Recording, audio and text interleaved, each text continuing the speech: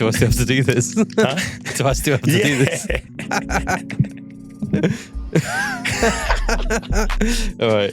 All right, cool. So my name is Seán, aka Seán Gran, and this is the first episode ever of the MP3.WAV podcast with man like Khalil. What are you saying, bro? I have nothing to say. This is the best intro. I'm happy that this is your first episode. It can only get better from here. It's both our first podcasts. So yeah. Well, I did do a podcast, but it wasn't filmed. What was it? It's just an MP3. Okay. But not a wave. No, but what was it wasn't good quality or? No, it was just sitting in a radio studio chatting. Yeah. Yeah, there's no cameras. I hear you. It's just like talking. But what was the podcast? Like, which podcast did you do is what I was actually trying to say. Oh, bro, you don't put me in the spot like this. So, I haven't got the best memory in the world. Okay. And I can't remember what it was called, but it was fun. Okay. It was in New York. Shout outs to that podcast. It was on Spotify and some other places, I'm sure. Cool. I listened to it. Yeah, I can't remember what it's called. This is the best intro. This is exactly what I wanted for this. Is this why you got me doing this? I didn't even get a chance to introduce you properly. Legendary DJ, music supervisor, event curator, man like Khalil. Also, former kids basketball coach. I thought you would say former cat dad, but yeah, that is true. You don't have the cat anymore? I don't have a cat anymore. Okay. But I used to coach basketball as well. Okay. Yeah. How was yesterday for you? Well, this is your first podcast. Yeah. So should we talk about the chair selection and how you got the chair that's on your good side and I've got my bad side? We talked about this for a good 10 minutes. Yeah. I wanted to flip a coin, but you didn't even bring that up. Well, I wanted to, but you're like, no, it's my first one. I'm nervous. I'm sweating. I need my good side on camera. It's a genetic condition. It's fucking hot shit. It really is. There's no I'm AC. Like trying not to move because I'm sweating already. Exactly. I don't want to show the sweat patches on my shirt. It looks really cool though.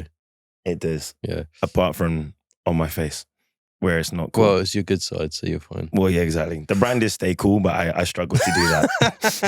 Oh my God. What'd you say? That's crazy, yeah. Stay cool, but we're going to test your limits. Yeah. It's like Fear Factor with like Joe Rogan back in the day. Anyway, back to Shapes. Was it Shapes' first day party? Or no, I thought it was the first day party in London. Right, okay. We've done day parties in New York. Yeah. We had one last week, which is amazing. Yeah, with Vashti and all the others, right? Z-Muffin, Master Q from London. Killed it. Honeycut, Chooch, myself. Yeah, how was yesterday for you? Yeah, it was really good. Yeah. I thought it was great. Everyone's been like sending all these nice messages and saying how amazing it was, like the best time they've had in like ages. Friends have been like, I haven't danced like that in years. I was like, oh, what's going on? Yeah, I haven't been to NT's Loft in like maybe 3 years or so.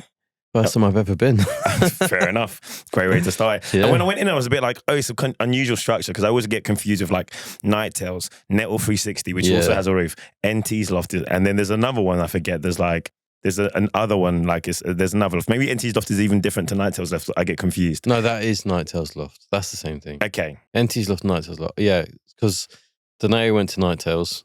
And was like, as did I. Oh yeah, you did as well. Some people went to the Nettle 360 and it was confusing. Too many NTs. It was confusing. Yeah, but yeah, it was an amazing event. Yeah, you had a good time. Yeah, and I actually shot some video, just like random video that I'll put on top of this. And you're gonna send to me to use for what I want to use it for. Okay, yeah, sure. Yeah. Deal, score. But no, it's a good vibe. I love your events because I know like 20 to 30 people every time, and that number just continues to grow. But yesterday, it felt like specifically there were a lot of people that I knew, and there was like a lot of community and a lot of love in it. Well, I think so.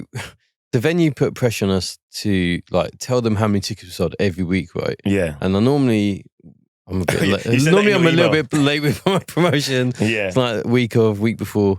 And this one's like, fuck, I've got to promote it. So I sent an email every week.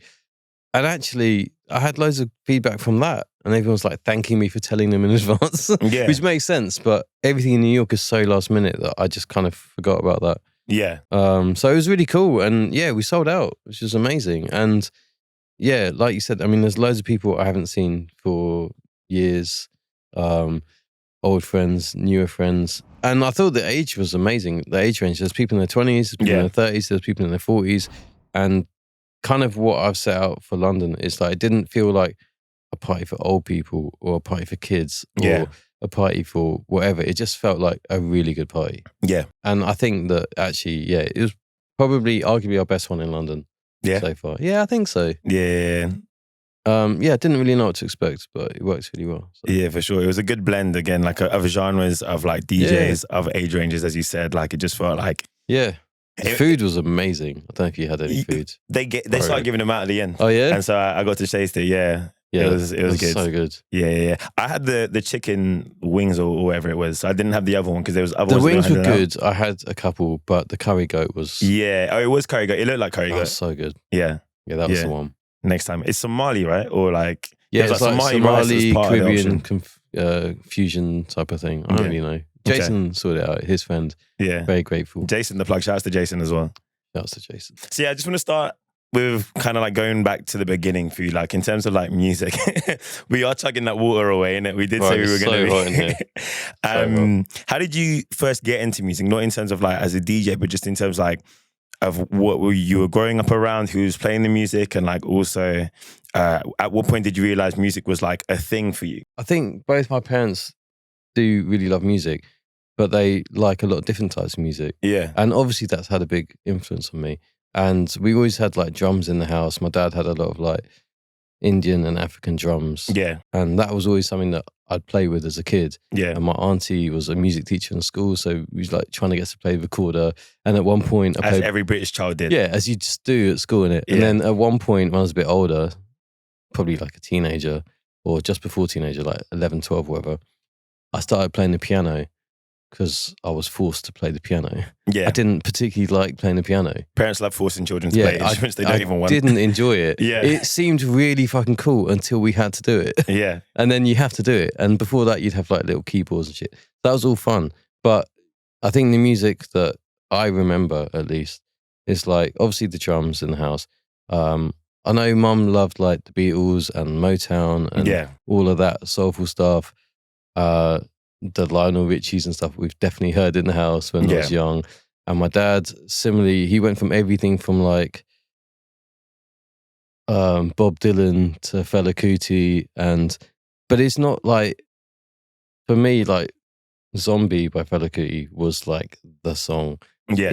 It lasts 15 minutes long. Yeah. And you'd hear it in a car all the time. It was like his compilations. So it's like Zombie was like stuck in my head from being really young. Any car drive. My parents were not together. We used to drive from one to the other. It was at least at 1.45 minutes, 1 hour drive, whatever. So, so that's 3 zombies. Your time was counted 2 more zombies and we're home. Yeah. So it's like, but then he also had like Dire Straits and like Pink Floyd and like Alpha Blondie and a lot of like Hugh Masekela and all these sort of like African artists. My dad's South African, Indian South African.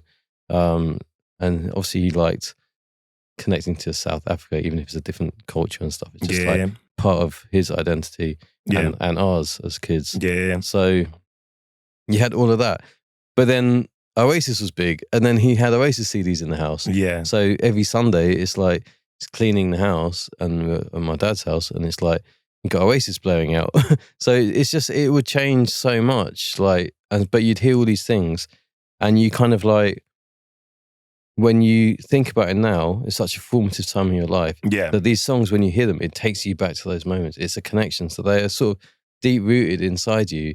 Like, I took a few of his records that were left because he didn't keep much of a collection when he moved to CDs. Yeah. But it was like a couple of Fela Kuti records, a couple of Alpha Blondie records, and it's like you just remember these from like mostly long car rides.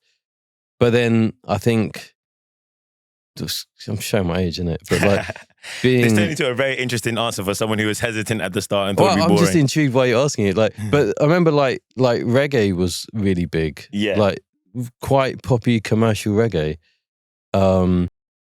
Like who? When you say poppy, like what do you mean?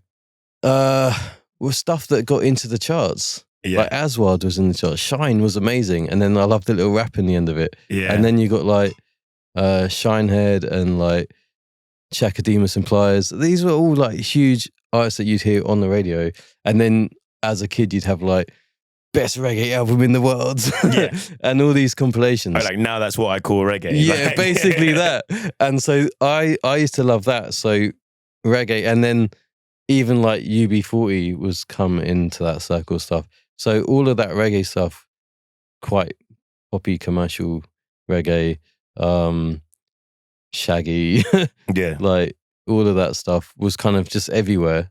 So I got into that, and then from that I got into rap music, and then through friends at school, probably a couple of years after it came out, or whatever, but like Wu-Tang and Nas and Tribe Called Quest was like one of my favorite things at the time. So that was sort of the foundation of how it came up. Yeah, just all kinds of random shit somehow filtered into reggae, filtered into that. All the older kids at school were listening to hardcore and jungle. Yeah. So I'd have these like, someone would lend me these massive boxes of tape cassettes of like hardcore tunes that I didn't really care that much. I liked TLC. That was my favorite CD. Yeah, no scrubs over hardcore. Yeah. Yeah. See, it's a different answer, right? Because like for me, again, like for you, it sounds like that's pretty random though. What your answer? It's all over the place. Yeah. Yeah, you know, but I think it is a common question, but I do think a lot of people have different variations of same answers and stuff. But whereas for you, it sounds like there were different points where it kind of all became a thing. But the drums in the house and stuff, music was like present and prominent. But for me, like, I know the records that my mum was playing, like with Lionel Richie and the gospel and the R&B, and I loved all of that. Yeah. But it was like playing Tony Hawk's Pro Skater 3, where it had the hip hop soundtrack, it had the rock soundtrack, it had the punk soundtrack. Yeah. I'm listening to Linkin Park, into Korn, into Ace of Spades, into Exhibit, into Del the Funky Homo Sapien, and The World Is Yours being on Thug, which was the next one. That really got me into like hip hop at that point. Even though I'd always been around it, I was listening to MTV Bass, Trevor Nelson. Well, my mum got me into TLC. Oh, yeah. And Aretha Franklin and Tupac. Yeah. And she's like not the sort of person who'd be listening to that kind of stuff, but she just really liked it. Yeah. So I was like, oh, this is great. That's dope. So did you grow up here, like in London, or? I was born in London. I lived all in London until I was like 11. Then my parents split up, and my dad was in London, my mum was out of London. Yeah.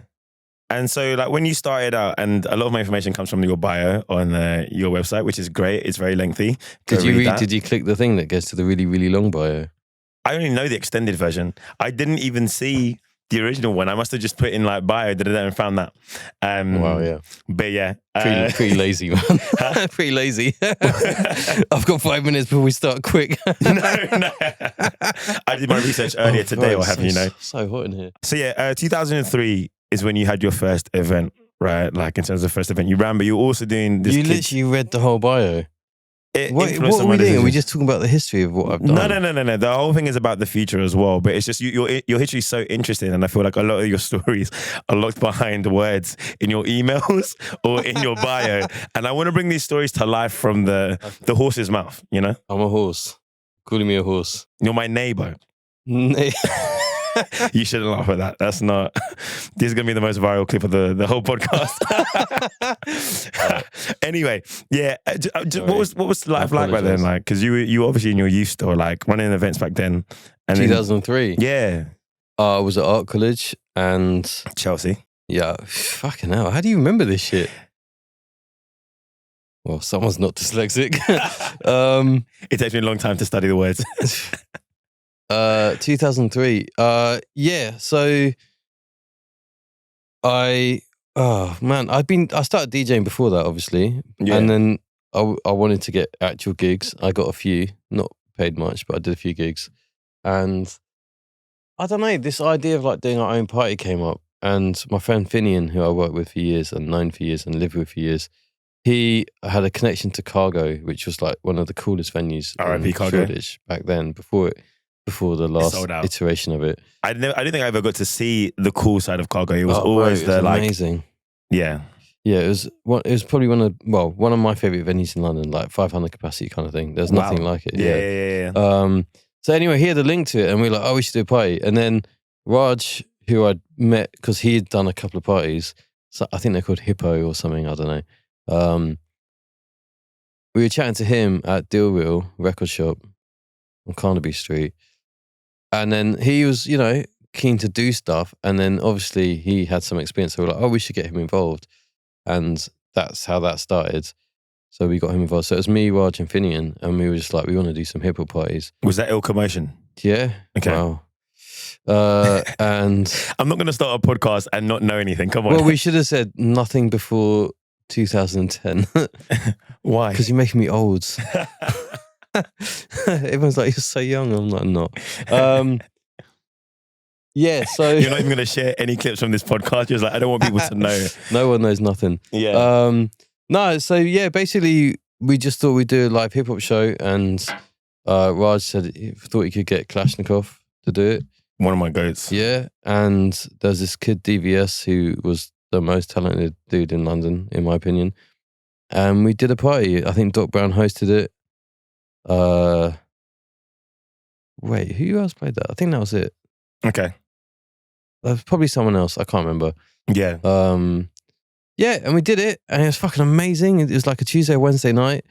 We sold enough tickets to make about £100 each, which was insane. We were like, you spend literally every night for a month outside flyering, handing out flyers outside clubs. Yeah.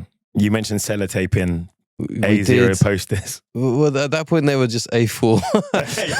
Whatever the printer could do. Bro, it was like, it was photocopying. But back in the day, huh? It was photocopying and then going around London and sticking up posters with tape, and then it was a time. Yeah. So Deal Real Records was like a huge part of the scene here for a lot of people, right? Because obviously they're the open mic nights, and there not being any press or cameras back in the day, like coming to these things. When you had like, what are you laughing? No one had cameras. No, but not like camera phones, now, right? And like even 2003, like the 3210 must have come out a year before, if not around the 3210 Nokia. Sorry, like 2003 is when like phone cameras they started to finally happen. I'm guessing, and like we started to get color screens on the Sony Ericsson. 3G Hutchinson just became a thing. Dude, I don't remember. Like, I believe you. I believe you. Just not as smart. It's fine. Like, it's my podcast now. Yeah. I'm the captain now. Okay. But again, like from my research, like with Deal Real, sorry.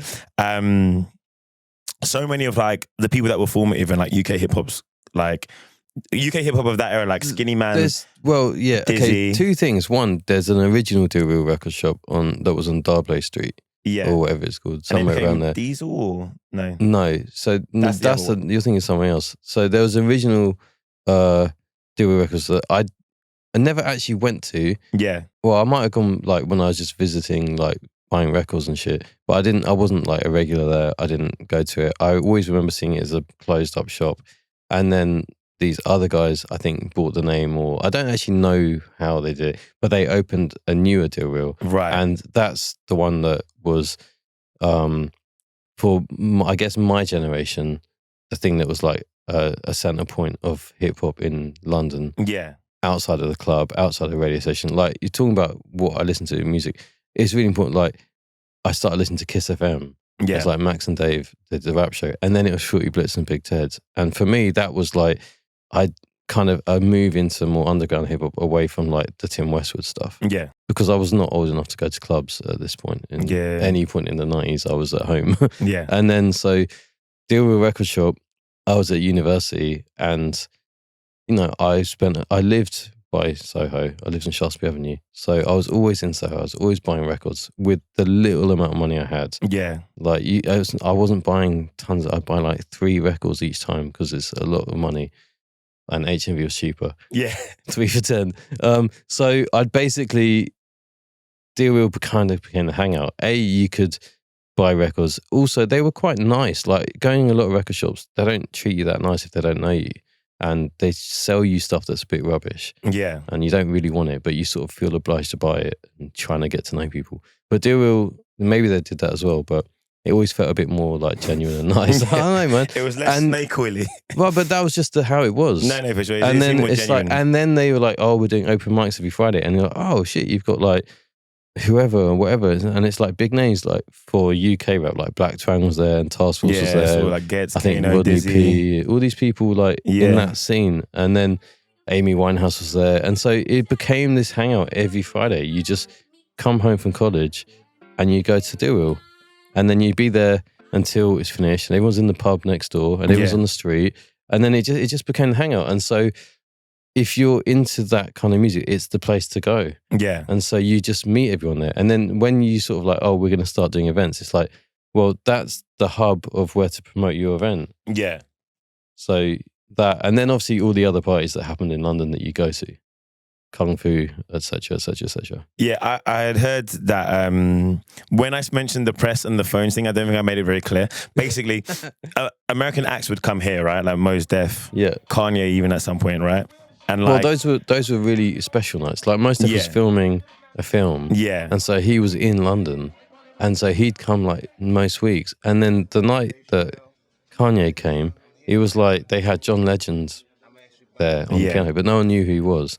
And then Kanye came through and he's like announced him, and A-Track was in there, and that's how they met. And then Mos Def was there, and so you suddenly had like a room like the size of this, and it's like Kanye West and Mos Def just performing it. It was crazy. Yeah, it's insane. Yeah. It's just like it's hotter than this. It's wild. Yeah, and it's hot in here if you're not aware. But yeah, I don't know, man. I mean, I don't always. I think I don't love always talking about like these things that happened 20 years ago, because I'm kind of like, it was really cool and it is a foundation of stuff we've done. But I always feel like what are you doing now that's important? Like it's like, I love that we did those things, but I can't revisit it. I can't experience it again. Yeah. I can't even talking about it. It's like, I can't ever fully express what it felt like. Yeah. And I'm sure, like, I'm convinced of how it was, but maybe I've romanticized it. Maybe I've changed it. Maybe it's not the same. Isn't it still good to share the lineage of these things so that people can trace the history, because we don't have enough documentation? I don't think anyone cares. It's an I interesting don't know. question. Do you think anyone cares about my history? I care.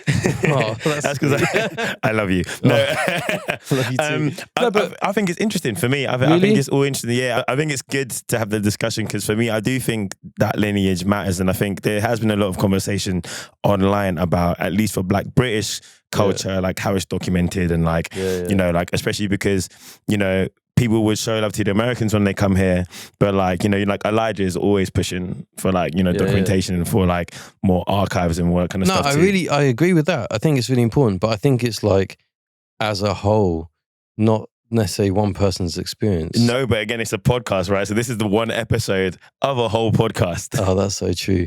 But it's like, we're not talking about like, I don't know, the history of rap music in the UK. No, but I wouldn't be very good at that. Well, yeah, exactly. I'm not going to ask you about things you don't know, because that'd be a funny but not good podcast. Yeah, true. Your history is also good though, because it does tie into so many different things. And again, talking about SoundCloud. I guess for me, it's like when I look back, and it is, I guess, my perception, right, or my idea. Yeah, it's like there's different chapters already that I can see in my time as a DJ, and there's like the early years of like bedroom DJ, house party DJ, student DJ. Yeah. Like Commotion as a period, that UK hip hop, underground rap, US rap. It's like, it feels like that was a different life. Yeah. And then there's like a Livin Proof until, say, when I moved to New York. Okay. And that's a separate life. Am I allowed to ask? New York to now. And that Livin Proof one was probably the those thing are my that got chapters. It's like Livin Proof, then it's like New York. You can literally read it. Fuck. All right, let's do this. There's a lot of past to cover. We don't have to go there. No, it's cool. I'm happy to do it. I just, it's weird because I don't really think about this stuff. Yeah, and I guess if you've not done an interview like this before, like even when I looked for like Livin Proof interviews, there was one in Hong Kong, and you spoke the least in the interview, and you must have been there like a couple, like 10 years ago or whatever, and it was 2013 or something. 2013. I'm like the Nardware of this shit. No, you look like him. Huh? Yeah, like dude. Yeah. Back to my original point, which I completely forgot. Yeah. Hong Kong, you spoke the least, and also it was just a super short interview. Like you were just I don't even remember it. Yeah. So like, I think it's good to document this stuff, because people would know of these things, and obviously people were there and they have that collective experience. But again, it's just good for people to understand, like, okay, cool. Like I did not know what Deal Real was until today. Really? Like, and then I watched the documentary, and Ty's in there, R.I.P. Ty. Yeah. I mean, he like, so, before Commotion, I was saving up to buy a pair of Technics turntables, which were quite expensive. They're like £300 or something at the time. I don't know if that's two or one. And my goal was to record a mixtape before I got Technics, right, last big mixtape, and I get exclusive raps on it and shit. Yeah. And get people to do it. I had this like tape dictaphone that you put a cassette in and you can record it. You can put a line in as well. So it wasn't that bad. And I had a mini disc player. And so... You just missed the technology. Yeah, bro. It's so good. And I actually happened after I got my Technics. And so I basically used to get drops of people on my dictaphone. And so like Ty would give me a drop and I'd be outside Deal Reel just recording people. It was great. Yeah. So I just go there and get drops of all these like UK rappers that I really liked. And then some of them recorded like freestyles for me where we just plugged in the mini disc, did it at Deal Reel. Yeah. Just in the day or before the thing. And then I made a mixtape and it was amazing. I loved it. It's really shit. But I really liked it. Is it still out there? Have you got the file? I've still got it. Okay. I got it. I actually like made CDs and sold them in Deal Reel and in Mr. Bongos and shit. I sold like 8 CDs. Yeah. And then THDC, clothing company, I was giving them out outside clubs when I was flying and they took one, Gav took one, loved it. And he's like, can we do a deal where I'll give you a bunch of t-shirts and you give me 50 CDs and I'll put a CD with every t-shirt I sell. And I was like, this is the best thing ever. So I like got 50 blank CDs, burnt them on my computer, like put a sticker on them and everything, packaged them up, sent them. And I don't know why I'm talking about this, but actually this came up recently. THCC then got to do one of those mix CDs on the cover of Hip Hop Connection magazine. And he asked me to do it because of that. Like 5 years later, he knew way bigger DJs, way better DJs. So I've done a mix CD on the cover of an actual physical magazine. That you used to read as well, right? Yeah, I was like, I just stumbled across it recently and I was like, this is amazing. Yeah. I kind of forgot I'd done this. You mentioned it in your bio. Did I? Yeah. Oh, sick. But it's like, yeah, it's mad. Yeah. I was like, see, what? I think that's interesting. I think all these stories are interesting. Again, like I mentioned Ty suddenly, and then you have a story that connects to that. Yeah. And like, it pays homage in a way that, you know, that story might not have been out there. Like, I'm happy to be here. And also, again, like with everything that you've achieved, I hope you're happy. Bloody hell. Everything that you've achieved, I think, you know, people could look at Livin Proof and be like, oh, wow, that was really incredible what happened, and then look at like what everyone else has done, but not really know the true lineage of how Livin Proof came about. Because now the process of doing events and, you know, the barrier to entry being removed, it means that it's a free-for-all. And like, I don't say that in a bad way, there's pros and cons. Yeah, we will talk about the future because, you know, you're always looking forward, like, you know, one direction. Like, bit of both. But yeah, I just find that interesting. I think people will find that interesting. Cool. So yeah, I'm glad to have converted my first podcast guest. Anyway, so the same year that Deal Reel, the second generation or whatever of Deal Reel, 2007 closed, is the same year that Livin Proof began. Yes, basically Livin Proof started as a Sunday session at Marketplace. But Cargo owned Marketplace, same owners, right? Where was Marketplace? Marketplace is it's on behind Oxford Street, off Great Little Portland Street. Great Portland Street, something like that. I think it's Great Portland Street. It's a bar basically. It's owned by Cantaloupe Group, who owned a bunch of bars, and Cargo was their biggest one, and they own this. So through our connects from doing a parties at Cargo for so long, we started doing a weekly Sunday, and it was just a collection of like 9, maybe 11 DJs. Basically, it was meant to be a hangout after Deal Reel wasn't there. So it's like the same people. We just all meet up on a Sunday and DJ, and we get like £20 each or whatever. If that, I can't remember. Yeah. Just eat food, DJ for a bit. But it was a Sunday and everyone's tired and a lot of people don't turn up. I was one of them. Like, I do like once a month sort of thing. Yeah. And then I think it was like, we were going to do a birthday party for Doc Brown. It might have also been Snips's birthday. I'm pretty sure it was both. This is why I'm not the good person to talk to. So they gave us a Saturday. We did it. It was amazing. And then we were like, oh, we should do this as a party. And so from about 11 DJs, it kind of whittled down to, I want to say 5. Who's the lost member? Like, who's the? There's a few. I mean, Finian, for example, never came to the Sundays. Finian, who used to do Commotion, I lived with him. He never came and did the Sundays, so he didn't do the Saturdays. And also at the time, he was moving more to house music, so it's different. So yeah, Livin Proof basically started from that, and we thought it'd be a cool place to like just play the hip hop we love. And there's like also some reggae and soul and 80s grooves and whatever. R&B. New Jack Swing even, R&B. But it's predominantly a hip hop party. Yeah. Livin Proof, Group Home Records, Primo produced, etc. So it kind of became a place for us to do that. Yeah. And that wasn't really the in thing at the time. A lot of clubs were moving more towards electronic music. Or the club EDM music. sound, or like I don't know if EDM, but yeah, bro steppy. like, I wouldn't even say that. But I mean, if you take something like Yo-Yos, for example, it's like, I guess they were getting more like Santigold kind of stuff there. Oh, sorry, yeah. So like the all R&B. I don't even know what you call that kind of thing. I don't know what you call it now. Yeah, but it's like really cool shit. It's like just indie electric or something, like electronic or something. I don't know, man. But it's just like it was really cool music. But it's like moving away from like that sort of 90s, 2000s hip hop kind of thing. Whereas we were kind of very rooted in the 90s hip hop. Yeah, late 90s into party shit, early 2000s sort of thing. Yeah. So yeah, we just sort of became that kind of thing. It wasn't really happening. And obviously it did really well. And it was like, I think we ran 8 till 1 a.m. And if you weren't there like early, it was just like lying down the street. It was crazy. You couldn't get in. And it's a small spot. Yeah. But then it just, we've always just kind of grown with it until we ended it. And it's now finished. No, we don't do it anymore. Yeah. But yeah, no, it was great. It's great just letting you find your own path through what you're saying. Like, I mean, I loved it, man. It was amazing. Like, I think one of the things you saw when you're doing it, you're just like doing the thing. And it was the first time running events because I'd done my own parties and I'd worked for venues and I'd help other people do parties. Yeah. It's the first time where it's like, you don't have to promote it. People just want to come to it. There was one time I was on a bus down Oxford Street going home and some kid just stopped me and he's like, you look like you're into hip hop, because that sort of thing used to happen back in the day. Yeah. And he started telling me about my party. And I was like, this is crazy. Yeah. Like, and I didn't be like, that's mine. I just like let it happen because I'm just like, Livin Proof, yeah. I was like, well, that sounds mad. I heard that Khalil guy's sick. No one knew who it was. Yeah. But it's like, it was just crazy because you're like, okay. I think a lot of the people that worked in retail on Oxford Street would come. So a lot of the Selfridges lot and all that. So you had like groups of people in the area anyway. Yeah. And then it was just like the thing to go to. And it just kind of blew up. It's weird when that happens in terms of like a random shout out. Because like, for example, for me, like it must have been like 2 years ago. I was walking through London Bridge Station going from Jubilee to the Northern Line with an acquaintance.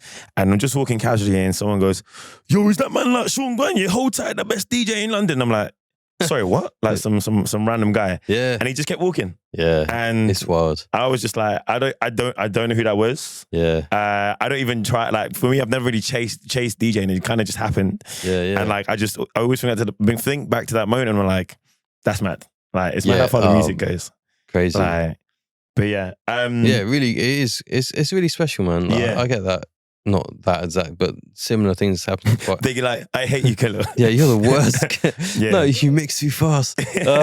No, but it happens a lot. And it's really cool because at first it's like really weird. And then it's like, you sort of get used to it in a way. Real sign of it's really nice. Yeah, it's like, I mean, I don't know. It's kind of weird. Yeah. But I like it, but I don't know how to react to it because I just feel really awkward. Yeah. Like and then you introduce yourself and they're like, I know who you are. I was like, okay. Well, now what do we do? Then you're like, have I met you before, or do you just know what I do? I mean, I've definitely had. I'm really bad with names and faces, and I see people and I recognize them, and I'm like, it's probably really obvious. I'm like desperately trying to figure out where or how or when, and when we last would have chatted or something. And and there's been times where I have no idea, and I just go along with it. And I remember it was quite a while ago, but someone stopped me, and she was chatting to me for ages, and so I couldn't place her, so I just thought, okay, well, I must know her. So I just talked like I knew her, hoping it would click. Sometimes does. And then she was like, yeah, no, we've never met. I just come to your parties. I was like, oh my God. So and they just like a complete weirdo. So like, awkward, I just don't know how, it's so hard. Yeah. Like, I try my best, but I am dyslexic. And that is something I'm not good at. Yeah. I think a lot of people struggle with that, especially because like you go from being in your bedroom DJ and suddenly it goes well, then you're like out everywhere, like seeing bare faces. I love it. It's great, and it's really nice meeting people. I have some of the best conversation people I don't know. Yeah, and do you know? Hopefully, probably like know them really well. Yeah, who are you? I don't know, man. It's interesting. Yeah, so Livin Proof obviously had a lot of like amazing guest appearances, especially back in the days, right? In terms of like Schoolboy Q, ASAP Rocky, Mobb Deep, Action Bronson, and the like. You just read the bio, innit? Were you at any of those parties? You know what? I was in Japan at the time. Oh, good excuse. Action Bronson either did a boiler room that Tiffany Calvert DJ'd though, I think he did one like soon after he appeared. Like, it was when I came back, I think, in 2013. Oh yeah, he would have. Oh, And he had the GoPro on his head was that Livin that Proof. was later. No, that was later. Okay, that was later. That's the one I was at. Yeah. So I was in Japan. I got an excuse, all right. Okay, but I knew about the parties, and we'll get into some of the funny sides. Right. What was your favorite guest appearance, or like your favorite like guest story from the days? I think the thing with Livin Proof, it was never about booking guests, and as a promoter, which I don't want to be, it's like the best thing about it's like, oh, we're not having to like risk losing loads of money and pay loads of people. It's just us DJing. Yeah. And that was the beautiful thing about it. And then ASAP Rocky was the first booking we did, because it was like, you know, he just got signed to Sony or whatever, stupid amounts of money. And he was coming to the UK, and they wanted to do specifically a club show. And at the time, I mean, we were probably at the front of people playing that kind of music, because a lot of the hip hop that I was aware of is a bit more old school or really young or just really corny shit. And so we were the only ones that I knew of that was like playing newer, credible stuff alongside classics and so forth. So yeah, it just made sense that he played Livin Proof. So we got offered to do it, and then we were like, it was like £7 a ticket or something. Yeah. Just stupid. Unbelievable. And there was no advance tickets. Yeah. And it was at Cargo after they were good. So when they were not good, but we did it anyway. And the queue was like down streets and streets and streets. Yeah. People trying to climb over the back. It was crazy. It was wild. That must have been like soon after the first mixtape. Yeah. Soon after I think Peso was out. Yeah. Whatever others. Yeah, the mixtape might have been out as well. I'm not sure. Yeah, the mixtape was out. Love ASAP. Yeah, I forget. I can't remember, man. It was 2012. Yeah. And it's like February, March 2012. I think March. Yeah. And it was just ridiculous. And obviously, I think that it opened us up to a slightly newer audience as well. Yeah. And then off the back of that, it was like, oh, we have opportunities to book some of the people we really like. So we did. Yeah. What was your favorite of like all the appearances? Like it could be ASAP because it was the first one and it opened the gateway, or I mean, it was mad stressful because like Snips wasn't there. I think it was just me, Raji and Raj. Me and Raj were like running it.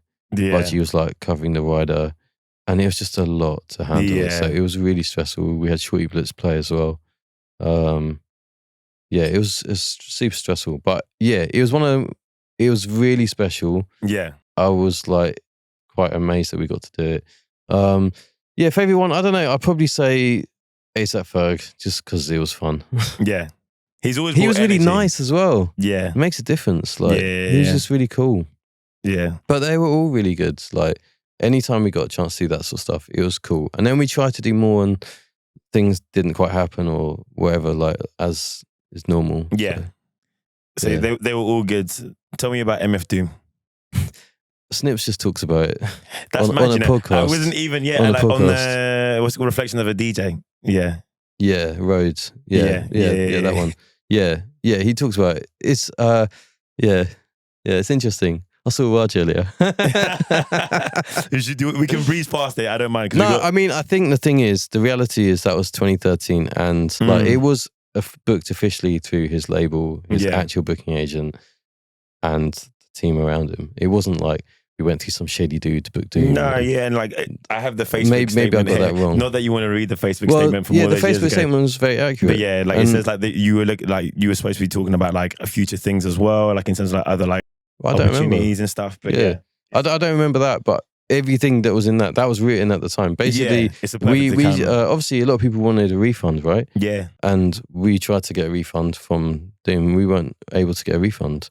Wow. And so we basically said, look, if you don't give us a refund, we have to put something out because this like looks really bad on us. Yeah. And we're all like independent promoters. We don't have money stacks. Yeah. And you have a really strong brand that is known for like authenticity. And then I think it was weird because some Doom fans think we tried to like play them because you're not going to be mad at the person you love. Yeah. But unfortunately, like it came out at that time that Livin Doom was not the only event where he had sent an imposter. Like I was very lucky because I saw Madlib. I think he did it at a live show as well. Yeah, Madlib, J-Rock, Freddie Gibbs, and Doom.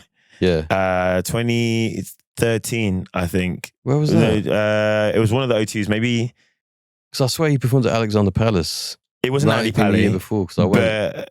I think it might have been 2012 before I went to Japan, and like we were all going to be like, is it really going to be him? Is it really going to be him? Thankfully, but it was part of the thing, isn't it? But it was part of the thing, and like people were like, well, he's a villain. It's part of his personality.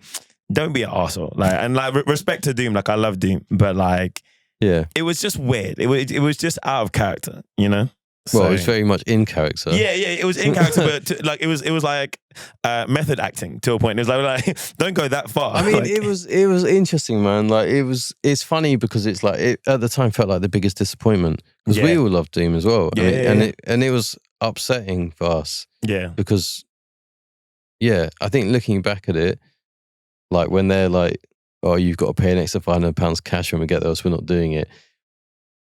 Okay, why do they need the money when we've already paid for it? Oh, maybe they've got to pay someone else. Like, in hindsight, you can sort of see the red flags along the way. But you're not going to think that when you know the official people. It's kind of concrete, and you're like, you're right with the people. And he literally started playing a mixtape, and he's just playing sound effects on an iPad.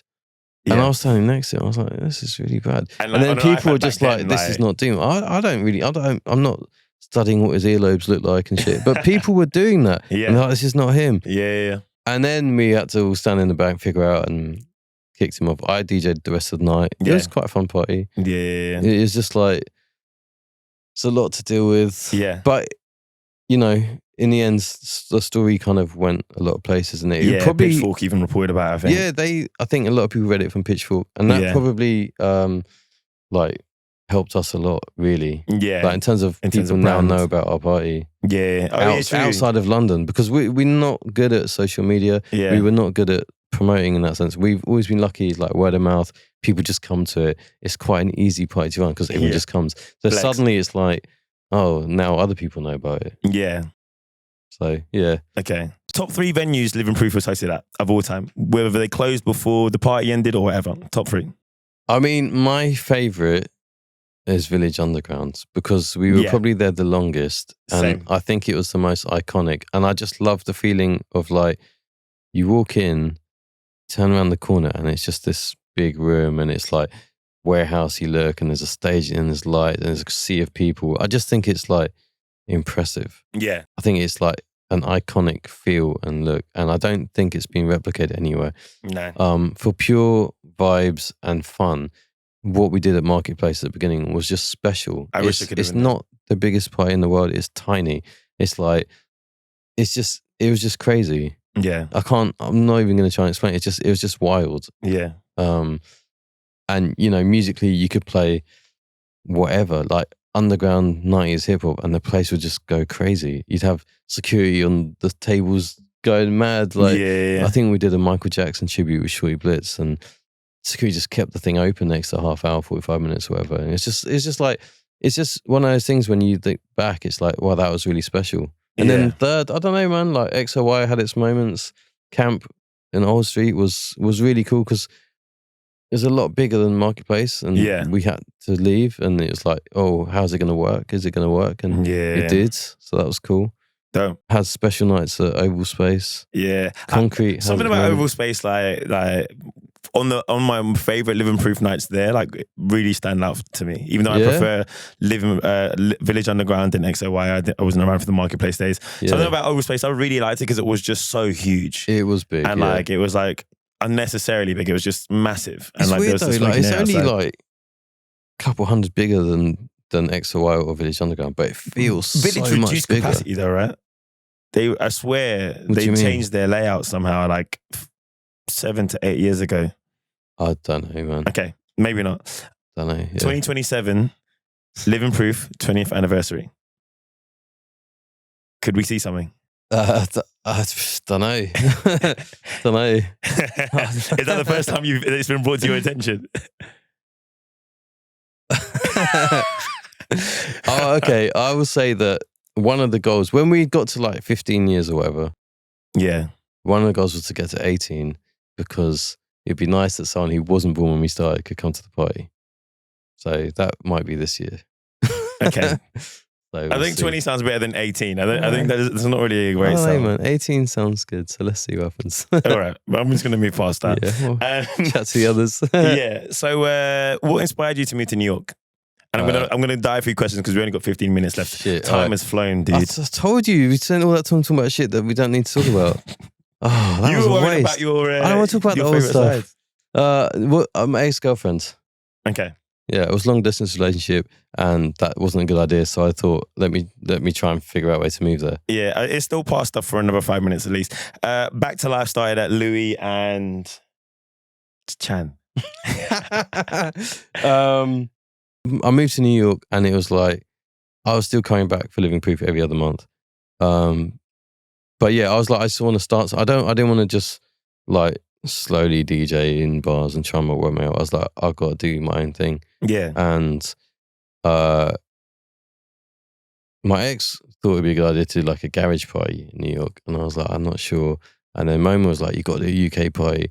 And before all of that, I had my heart set on doing like a London kind of party. The idea of being like, I want to DJ like I DJ in London, like not just at Livin Proof, but everywhere. I want to do everything like I do in London in New York. Yeah. So yeah, do a lot of the UK music, but also play other stuff as well and just be really open. And then I was looking for people to help me. And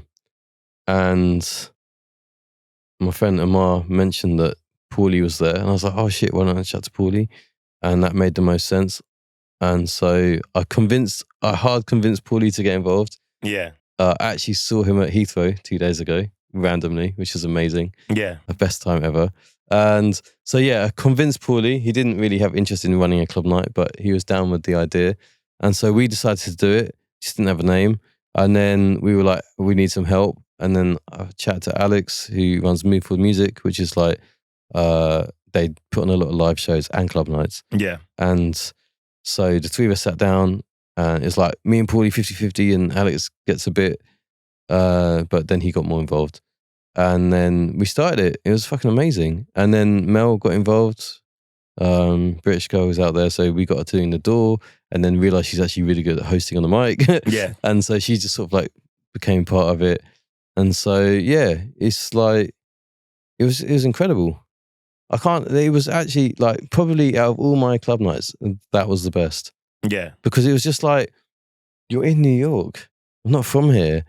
And we've got this amazing venue with a great sound system. And then suddenly it's like whoever from the UK is in town, they're just at the party.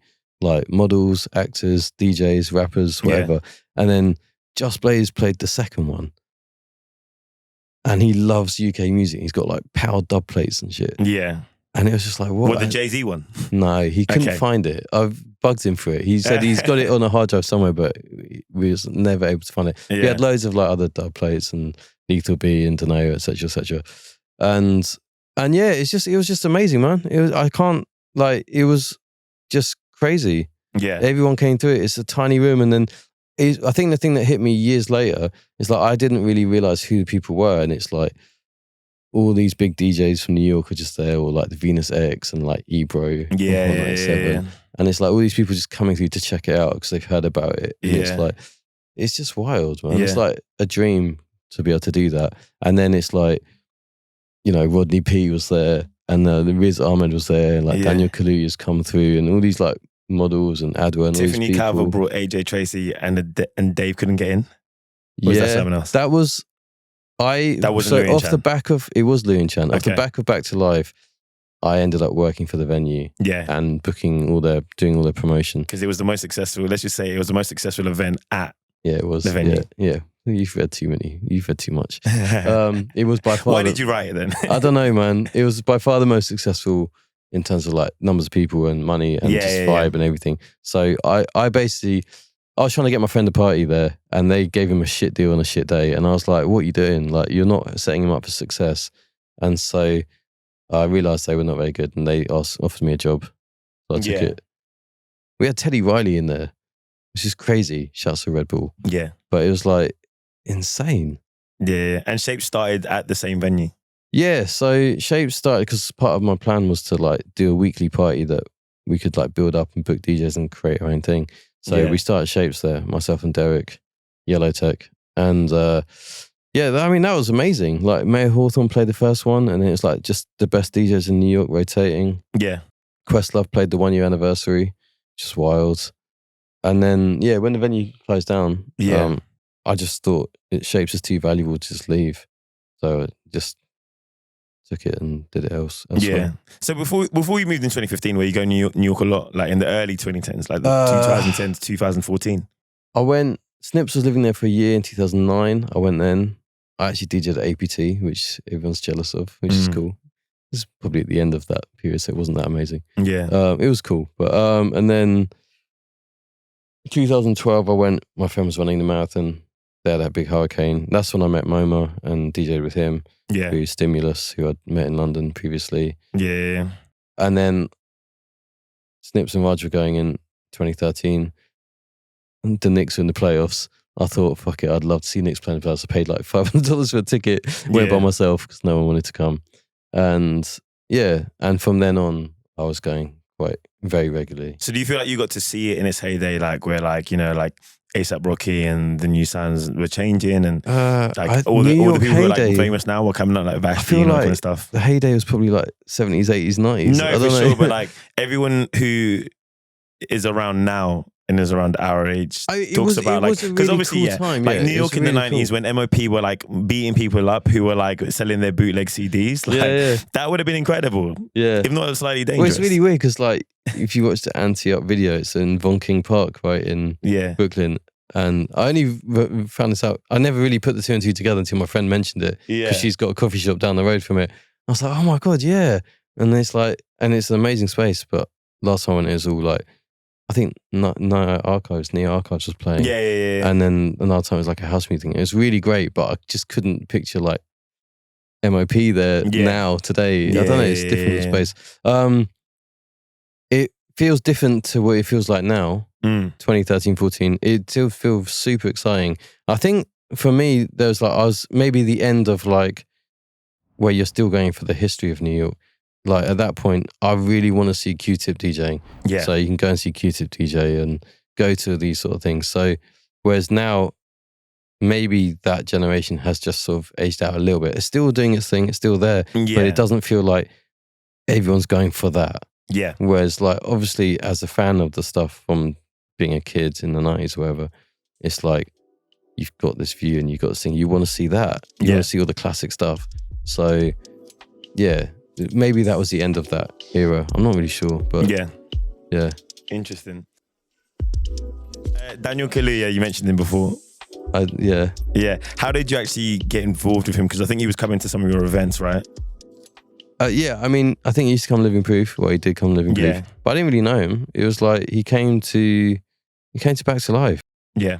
And I think Just Blaze was playing, and it was just one of them nights. It was just. I think it might have been our 2nd year anniversary. Yeah. I'm not sure. I can't remember. But yeah, we just connected there through mutual friends. And yeah, it's just really cool. And then other times you come to New York, like I went to some of the screenings that he put on and then yeah. And they just all kind of came together. Yeah, from there with the kitchen. He's just really cool. He's just really cool. Yeah. It's just really like I like the way he thinks. I like the way he sees the world. And we had good conversations. And then, like, obviously, he's massively into music. Yeah. And then, the kitchen, like, I mean, he did Saturday Night Live in New York in the pandemic. And I went to that. And I was chatting to Kibwe, who I met there. Yeah, co-director, right? Who also, So they'd been working on the kitchen for years. And then what actually happened was I was in the pub with Kibwe in Brooklyn, because he lived down the road from me. Yeah. And we were just talking about music, and he was like, oh, you'd be really good at this. And I was like, oh, I'd love to do that. It'd be amazing. And so, then him and Daniel got me on it, and I got to do music supervision on the film. How was that process? At first, it was really scary, because I didn't know what the fuck I'm doing. But I was working with Toby and Abby, who have another company. And then, so it was really cool because I was just trying to learn from them. And it was mostly just like, making playlists, watching scenes. Like Kibro would hit me up a lot about, what do you think of this? Do you like this? What music would go for this? Or this idea? So it's just like going through the catalogue in your head and thinking about stuff, and like it sort of trusting the feeling with it. And then, Toby and Abby pulled out. I guess the process was taking too long. And so Netflix, David from Netflix got involved and Jimmy got involved. So the team suddenly was like the three of us, and it shifted a bit the way it was working, but actually it was really cool. And yeah, I really enjoyed it. It was just amazing, man. It's like, yeah. I think the best or the worst time is like they just got Labyrinth in to do the music, and I just left BackToLife in New York, and it was like we stayed. It was a really crazy party. And so we stayed till like 6 a.m. I'm in the cab home. There's an email coming through saying like, oh, we're going to have a meeting at 11 a.m. And then David's like, oh, Khalil might not be able to make it because it's like really early in New York. Yeah. Because they were really nice to work around my schedule a bit. Yeah. And I was in the cab home a bit drunk, and I just joined the fucking thing. And it was like, oh my God, it's like Labyrinth and like 7, 8 other people. I was like, oh, this is quite a big meeting. I hope it was camera off for you. No, I didn't have to do that. I had the camera. I was in the cab with the camera on, and I got home. Fair. And then I sort of like sat on the sofa for like an hour or whatever. It was like, oh, bit drunk, need to go to bed. This is bad. So do you feel like you do more music supervision in the future? Is that like part of your plans, or is it kind of just like as and when it happens if you're asked? Or? I'd love to. I had a really like I tried hard after that came out. I had a lot of meetings with people. A lot of people kind of hit me up about it. People either in the industry already or people wanting to be in it. Yeah. And then I had meetings, and it was cool, and everything seemed really positive. But I didn't get anywhere.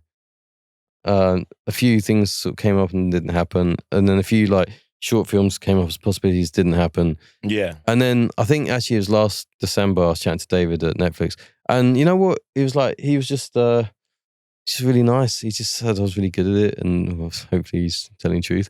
And he was like, he's told me he's been pitching me for certain things, and I asked him a lot of questions. You know, even I don't know how to do licensing, like the paperwork side of it. Yeah. And he was kind of like, you just do what you're good at and leave that to other people, because it's like for you to learn that, it's going to take you X amount of time and years, and it's like even at that point there's going to be people that are better than you. Exactly. But you're really good at this and you're really good at that, and partner with them. You kind of help. So I was like, yeah, all right, wicked. It made me feel great. So shouts to David. Yeah. So obviously, you know, going from the days of like photocopying the A0 or A4. Yeah, we did do A0 posters. We didn't photocopy them. Yeah, all right. Or sellotape and whatever. Like doing the flyer, and to the 2010s where like flyers went digital and everyone was using their graphic design skills to like, you know, advertise and whatever. To now where like people are making short form videos, right? Like a lot has changed, especially with you doing your content now. A lot has changed on your side. That was a great segue. That wasn't even intentional. How do you feel about the state of modern DJing, especially because optics have become such a big focus? You wanted to talk about the present and the future. Here you go. I didn't want to talk about the past. That's that we skipped all the good past. What do you mean? Like the last 10 years, the good years. We skipped past all of that and all the achievements and accomplishments and everything cool that I've done to talk about shit from 2003. List them out. List some of the things that you wanted to cover out. I can't be bothered, man. I've done cool shit. We'll do a part 2 next time you're here. Fine. If you want. Yeah. Yeah. We should do that. When you eye roll, it means you like something. I've learned your social cues. State of DJing. What do you think of it? It's great. Yeah? Yeah, it's cool, man. What? I think there's DJs now that are better than any DJs I've ever seen. Yeah. When's the last time you were surprised or shocked? Shocked is a specific word, but like surprised by... Like, or like, what's the most surprised you've been like since we came out of COVID by a DJ or in a transition? I mean, like, I think there isn't just a DJs. That's the thing. There's not just DJs. There's so many different types of DJs. Yeah, and it's like there's obviously, you know, the social media heavy DJ. There's DJs with hundreds of thousands of followers who have done very well with weird, shitty video clips that I'm not into. I don't really like this whole like. The videos and focus on someone's face making reaction. It all looks fake and like it doesn't feel real, and I'm just not into it. But other people love it. Yeah. So cool. It just doesn't do much for me. Yeah. And I'm not a massive fan of it. I don't really watch a lot of it. Yeah. So there's that. And then I'm sure there's some of them that are phenomenal DJs, but I just don't really pay attention to it. And then you've got obviously like the boiler room thing where loads of people have now got huge careers of viral boiler moments. Yeah. And it's really cool, man. Like, I just like, as always, I just want to see the people that care about and that are good do well. some of them are really good and some of them are not. But I would say that the ones that are good or care the most, rather than good and bad, are the ones that are going to have a longer career and stay there. And so that's cool. Okay. So yeah.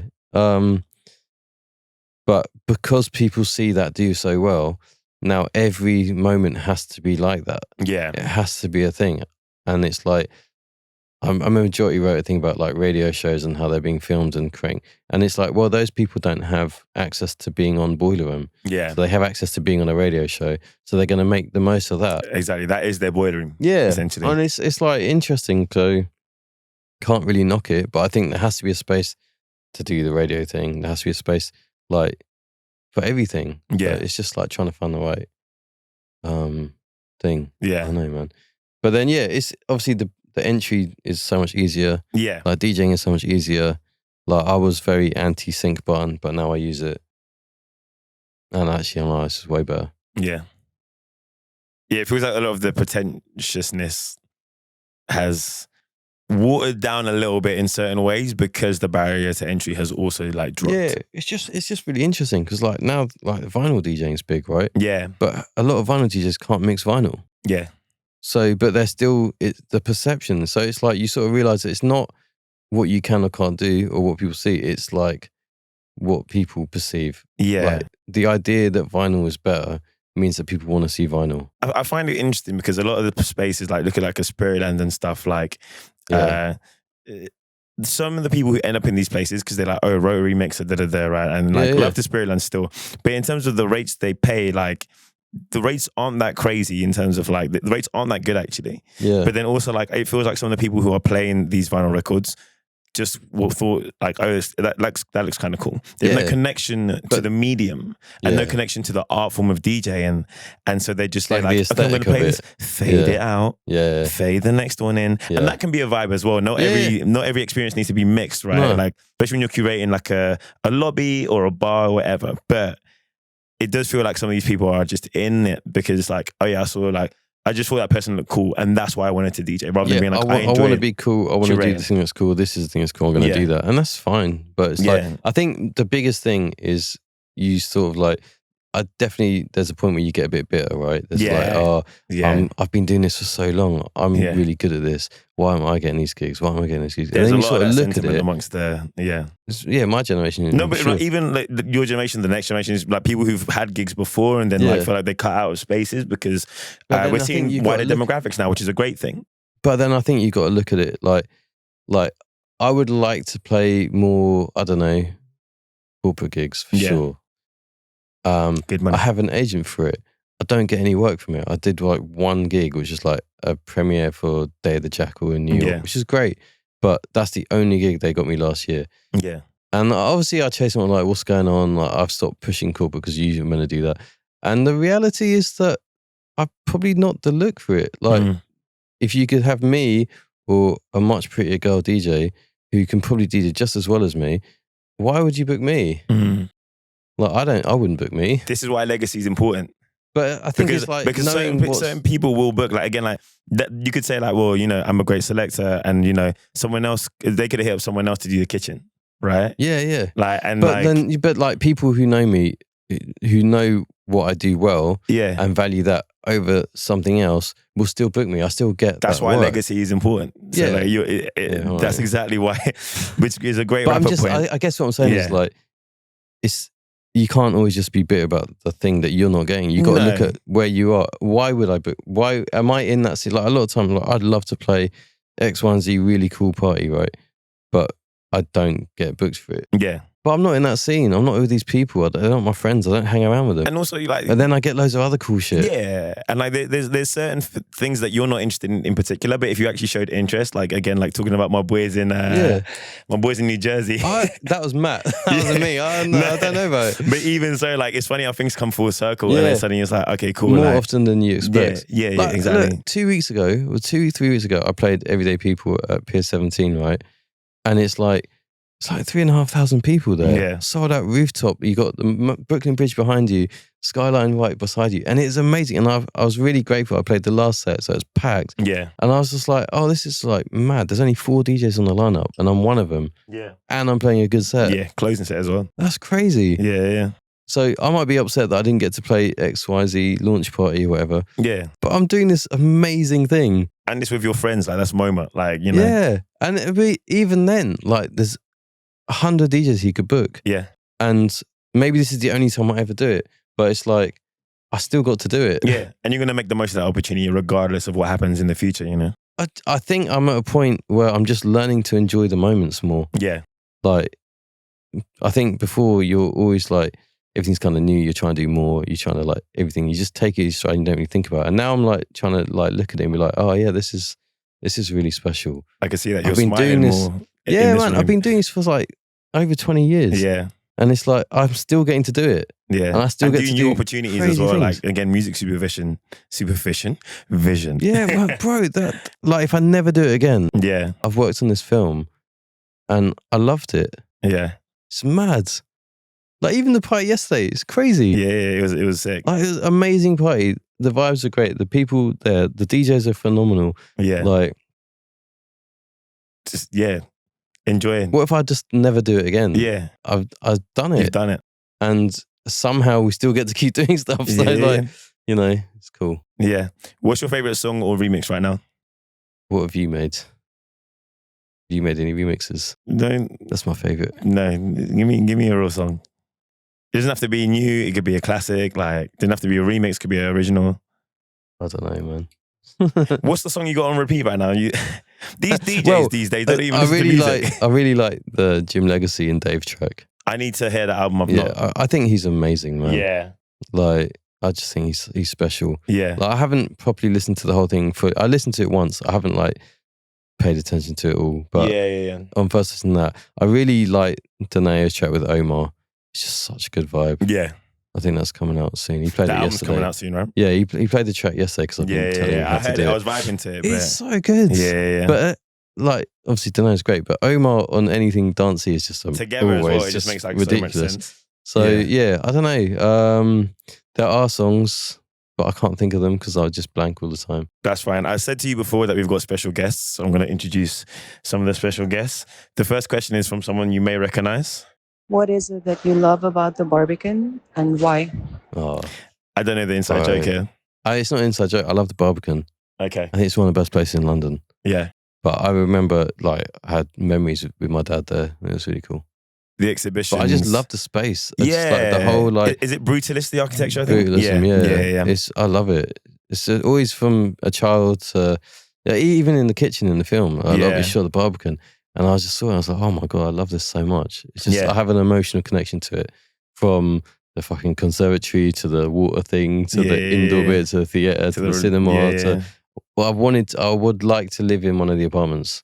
I always wanted to live in one of the apartments. Yeah. At the Barbican. I don't know if I still do, but that was the thing I always wanted to do. That's really cool. Yeah, so... All right, this is from Ania. Basically, these are all our Twitch homies, and I got someone to send in questions. She was at Fun with Friends 2 weeks ago. I said, yeah. I got so much love for all of them. I have 2 questions, actually. You can pick one. First is, what is your Desert Island album? And the second is, when was the last time you surprised yourself? I thought that second one is a great question. That is a really good question. Yeah. I mean, every now and then when I'm DJing, I surprise myself. I'm like, oh my God, that was fucking amazing. And no one reacts. I'm like, oh, I'm going to keep this and do that again. Okay. And then it works. And then turn it into a clip and make sure people see it. Yeah, I wish. Yeah. It's fun seeing content. Yeah, it actually is. I just gave in. I just shot my first video starring in a TikTok on the TikTok live account. Wow. Like, and I shot it myself, tripod everywhere, like filmed it, recorded it, I haven't edited done it. that yet. Yeah, it's fun. I just like have a little camera, film myself DJing, and then take Instagram stories and edit them together. It's so long. You're I have so to do it old. in Ableton because I don't know how to do it. Ableton? Yeah, video in Ableton is not the right thing, is it? Why like you can do video in Ableton, but I think it's more for like VDJ or VJ. Well, I don't know, man. What surprised myself? That is really good. I mean, musically, DJ wise, all the time. But, like I'm mixing and like I'm normally like 5-6 tracks ahead, or I've got a track I want to play and I try and find the route to get there. Yeah. That makes sense to give it the best like impact. But then other times I just like something pops in my head and I just try it. Yeah. And then I'm like, whoa, that's mad. Yeah. I'm way more excited than everyone else. I'm surprised. But yeah, I don't know. What else have I Music surprised? supervising as well, like doing that must have been quite surprising upon reflection. Or I guess, well, no, because you're connected to Daniel already. And it kind of just happened organically. Yeah, I mean, doing the job, yeah. It was How was it watching the movie for the first time? Well, I mean, I saw it a million times. True. In development. True. Seeing it, I think we went saw it at the Ritzy in Brixton. Oh, yeah. That was like the preview premiere screening. Yeah. That was fucking cool. That was really cool. And then at the BFI on South Bank, watching the premiere. I mean, again, South Bank is similar to Barbican. I have a lot of memories with it. Like a lot of time in It's a special place in London for sure. Yeah, I spent, a lot of time like with family and stuff around there. Yeah. That was crazy. Yeah, I don't know, man. Yeah, and then Desert Island Disc, like one album you could take. What's the longest, best reggae album in the world? I don't know. Fela Kuti is like, I mean, if I, because you said longest, and Zombies 15 minutes, and that's a track. Yeah, maybe Tribe Called Quest, but maybe Nas, Illmatic. Yeah, it's pretty standard, isn't it? Still you. So boring. Or Don't worry about boring, man. Sampha maybe. What's the one with without on it? Progress? No, Duel. What, I can't remember. That first Sampha one was great. Was that the one that's My Mother's Piano on it? No, I think that was after. That. Yeah. One was it was Duel or something like that. Yeah. Yeah, Duel. Yeah. And this is from Ian Breezy Panda. Yo, what's going down, Khalil? This is Breezy Panda, and my question to you is, what is your go-to song selection, and what is your thought process during a primetime set? I guess that's a hard question, but was my go-to song in a primetime set? Yeah, I think it's more so talking about the process of how you like play out. Like how do you decide what you're going to play? Like, is it looking at the demographic in front of you? Is it knowing exactly where you want to go? You kind of mentioned it already. I mean, yeah, I guess it's like knowing what type of event it is gives you an idea of what you're going to play. Yeah, and then you sort of look at the space and see who's there and what's been played before. And then I'm really big on not just playing what everyone wants to hear. Yeah. Like I generally play what people want to hear, but it's like, we know if I just played what people want to hear, it's going to be really fucking boring. Yeah. And you like to fuck with your other DJ's sets, like putting the mixer up and only down. You, man. Just me. Only you, yeah. Okay. Only you in New York. I didn't realize I was that special. No, you've done it when Shapes, when I DJ'd last year. Oh, you did shit. it as well. Oh, my bad. It's a pattern of behavior. Just you, man. Yeah. Yeah, see, that's an interesting question. Not 2003. Don't worry about the past, man. It's really interesting DJing. It's like there's a lot to think about, and like helping Cheech as he started his journey as a DJ, and he's really good. It's like really cool because I start thinking about it more. And Who's that? Sorry, Cheech, who DJ'd early yesterday. He's from New York. Okay, I think I saw him there. As well in New York. He's sort of newer to DJing, but he's like really keen to learn and want to do it. And it's like even talking through stuff with him, it's like reminding me or putting like into words. And it's like your thoughts, yeah. And so it's like a lot of time it's like certain tracks. Like I'm big on like the energy of the vibe. And shouts to Eric Lau for shouting at me once about that. Yeah, he was in the Directorial video I watched. Was he? I didn't realize that like it had so many of the the producers and DJs from that time, and artists. Yeah, we used to hang out a lot through Directorial, and then we ran parties together, and then we did parties together. He's in Hong Kong now, or he's in China. I don't think he's in Hong Kong, but yeah, I don't really chat to him. Not for any reason, just we're in different places. Yeah, he was really big on energy, on music, and how it impacts it, and so I've kind of taken that in my own way, and I think that it's like we have a responsibility as DJs to curate and control the crowd and the energy and the vibe of the room. And it's like knowing that, like, if you play like, a few years ago, you'd hear like non-stop trap sets, right? The whole set through, and you sort of realize that it doesn't really have any impact when everything's the same. But if you play something that's a lot lighter and a lot like I don't know, soft isn't the right word, but just like a lighter energy to it, happier energy. When you get into really deep, heavy stuff, it impacts way harder. So you sort of think about like a track has a reaction to it, but you can make that reaction bigger or smaller or diffuse it or all these things based on so many different factors, right? Yeah, you can change the whole sometimes mood. Leading up to it is like you want to like hit really fast and the pace is really quick, and then it's like hard, and then switch. Other times you want to like dip before you go up. So it's like I usually have like pockets of here's some tracks that I know kind of work together. So you'll hear the same mixes a lot, or they'll vary a little bit within that. Yeah. And so there's sections, and then you sort of piece blocks together. So sometimes I'm like, I really want to play, I don't know, that track. How's the best way to get there? Do I want to take 10 minutes? Do I want to take 5 minutes to get there? Do I want to play it instantly? Or how am I going to give that the best reaction? Yeah. So sometimes, admittedly, I zip through tracks super fast because I'm not really using them to listen to track. I'm using them to create something else to then play the other track. A journey. Yeah, so it's like, with 15 seconds sounds. It's the TikTok generation. You're playing to the TikTok generation. This is how you're appealing. But I think to you also have to do it really well though, because like you see some DJs just they chop everything really fast, right? And it doesn't really make sense. It clangs and clashes. Which is why I love Donch, because it's like I think I can do everything he does, right? Yeah. Technically and song selection as well. Yeah, but I can't do what he does. Yeah. I cannot do it. So for me, he's like the best DJ. Like maybe Mr. Thing and Shorty Blitz were my favorite DJs, and maybe they still are of all time, and skills I can't match. And stuff. But Donch is just so special, and he's worked hard from the beginning. Like he's been in the game for a while. It's not like every set he plays is the best thing in the world. Yeah, but some of his sets are the best thing in the world. Yeah.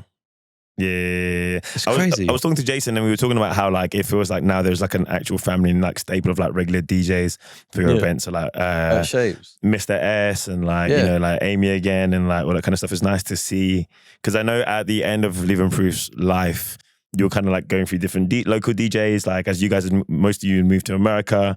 Testing the waters with different like DJs and stuff. I think Donch must have played that a few times. Yeah, he played that. I mean, the first time he was so nervous. Yeah, it's crazy. But then he came back and smashed it the time after. Yeah. But yeah, not just talk about Donch. I think with Shapes, it's like New York and London. It's not that every DJ that plays it is the best DJ. Yeah.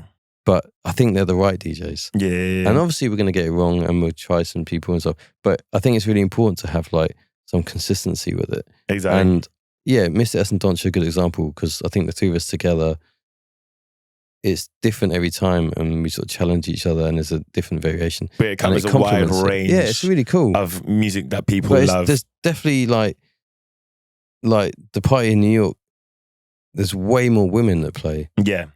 And there's way more women that host. And the party is like at least 50% women most time, probably more than that. Ratio was like solid yesterday though. But I mean, the DJs and the hosts, the people involved in the party, photographers, everything. Whereas yesterday, I loved it, but I was very aware that there's like 5 guys on this. Yeah. And 2 women. And it's like, and then the women played earlier than maybe I'm surprised I missed liked. Nikki. Yeah, I didn't think Nikki would be on that early, but I also understand that like it's the layout and order of things. I didn't know where else she would play, but yeah you're right. She's a DJ that should be playing a later set. But also it's the vibe of the event, and the crowd that maybe would not have spoke to that sound selection being played at the later time compared to the bash. I couldn't see it. Yeah, I couldn't see it. But I would have liked her to play later. Yeah. Initially, she was meant to play a bit later, but we had to move some sets around because of people's schedules, basically, which is unfortunate. Yeah, and not to be, it's my party, but I didn't want to play super early. I didn't want to fly to London to play a warm-up set. Especially after cancelling at the airport one day before. Came. Yeah. No, but also the stuff that you play, it wouldn't make sense to play early. Well, I could have played a different set. Yeah. Are you that skilled? I don't know. No, I'm joking. No, but I mean, like, but yeah, it's really hard, man. People are there to see you, and they would have been also disappointed. I think that was the thing. Like, I feel like now, obviously, there's a lot of people that come because of my history and Livin Proof and legacy and the stuff that associate with me. It's my party in that sense, even though it's not about me. But there is an extension not pressure, of your brand. But there's like this feeling that I've got to sort of deliver and do the thing. Yeah. So if I'm not like, that's partly why I came. Like, I would have happily stayed at home. I've been mad tired. It's been a lot. Yeah. Like, to fly in and do the party the same day is quite a lot. Like, not that young, obviously. So it's like, it is hard. But yeah, London definitely needs to be more women focused. Especially because there are so many amazing DJs out here. Yeah, man, there's so many. Across the spectrum of gender and everything. Vocal B played the last one. She did, yeah. And she was there yesterday. Ridiculous. Yeah. It's insane. The energy is I was just like, what? wild. How do I play after this? Yeah. It's crazy. Yeah. And obviously, I would have liked her to play yesterday as well. And there's obviously a load of other people. Like Letitia's been great. We've had her in New York a few times. Yeah. And it's just trying to, the way I look at it, you're trying to, it's not just put DJ in the lineup and put them in a set time. It's like, how do you curate the whole event? How do you get the flow right? How do you find how do you envision it to go? Exactly. Like, really, honestly, London Day Party was different to New York. New York, we did one last week and a few weeks ago, and they ran like 4 till 10 and 6 till 9 was like the peak time. Yeah. No, by 10 o'clock, people kind of going home. It's a Sunday, we've got work the next day. So to be packed at 11 p.m. on a Sunday here was not what I expected to happen. Yeah. But it did. And it was the vibe. Yeah, it was cool. Yeah. So I got 2 more voice notes. These are from Janvier qui follow Wild Thing. I feel like you don't know your Twitch audience like I know our Twitch audience. Are you still on Twitch? No, but once I leave TikTok, I might get back involved in it. But every now and then, I'm not sure which fits into my plans, huh? I keep thinking about streaming. I like, let me just set up and do it, and then I never do it. I used to get the notification from you once every 2 years, and it's like, yeah, hey, I'm going to do it. I'm back. I'm going to do it. Your bio says you had 25k viewers at one point, or I like did, a few times. That's crazy. When was that? Was it like in collaboration with what was that brand? Like Clubhouse Global. Huh? Clubhouse Global. Yeah. Okay, cool. Because we had that fucking night, dude. The guy in a night costume was DJing. Did you see that? Night. Oh yeah. So I was thinking of like and then we ended up having this mad, only ever going to happen in a pandemic online battle. None of it was planned. Nothing. Yeah. We just had way too much time. Yeah. Yeah, it's really weird. We don't need to talk about that. Nice. And then one last one. As a DJ, where would you say, what city outside of London or New York has the best crowds, the best venues? Where would you prefer to play if you had to choose somewhere besides New York or London? Wait, what? Not New York or London, or out of New York and London? Who said that? Geneviève. The same person? Yeah. All right. Have you met Geneviève? Well, online, yeah. Oh, yeah, I met him in person, but yeah, no, because I've met some of these people. I met her in person? I don't know if I met her. Yeah. I'm not I sure. think she's on the San West Coast, Francisco. isn't it? Yeah. I'm actually going to San Francisco. Oh, yeah. Yeah. Interesting place. Very interesting place. Yeah. The Bay is sick, though. The Bay is amazing. Really? Chaotic, but amazing. I saw a hit and run as I walked out of the club. Car hit car, not person, but crazy scenes. So yeah, I guess, yeah, first maybe New York and London, because I did actually want to get to that, not thinking that we'd have time. Thankfully, we're still here sweating away. I love them both, but they're very different. Like, Yeah. and it's really interesting because, like, you know, yesterday, first time in a minute, been in London playing, and you know, Chooch is here from New York for the first time. He's like, it's crazy. Everyone dances the whole time, and you're like, yeah, the room is constantly moving. It feels like the place is united together with each other with music, singing. And New York, sometimes it feels like, oh, there's someone who can dance really fucking well. We're all going to watch them for a minute. Or we're all singing because we love this song. But the sort of the constant movement is less. Or is it like pockets as well, where Loads it's of like certain people pockets, vibe yeah. with certain music more, and they're like, I've been waiting for the bashment, I've been waiting for the hammer. Yeah, definitely. You'll start playing a bit of dancehall, and then pockets of people are going to go crazy. Yeah. And then, especially in the bigger spaces, it's like, it's harder, I think, to unite everyone. There's less of like, this is everyone's thing. Maybe there's a few tracks here and there, but you get pockets of it, or people like their thing. But in London, it's like, everyone's dancing the whole day to everything. Yeah. And it's different. So yeah, I don't know which I prefer. Like I like both. I really love playing both. London is always going to be super special because I'm from here. Yeah. And it's what I grew up with, and my experiences and It's your DJs I first watch time. and everything. Yeah. But New York is like, it's cool. Like I'm sort of in the middle, and in New York I want to bring some of that London energy to New York, and when I come here I want to bring some of that New York vibe to London. Yeah. And for me, the mix of the two is perfect. Given that like New York audiences might expect a bit more reggaeton, or like, No, they don't. okay, well, I don't play reggaeton. No, but I was just curious, like has the difference of taste like influenced how you play in New York versus here, where maybe we have like more of Probably has subconsciously. I'm very, very big on you do the thing you want to do, yeah, and you find the people that are into it. If Yeah. you put me in a certain room to play, I'm the worst DJ in the world.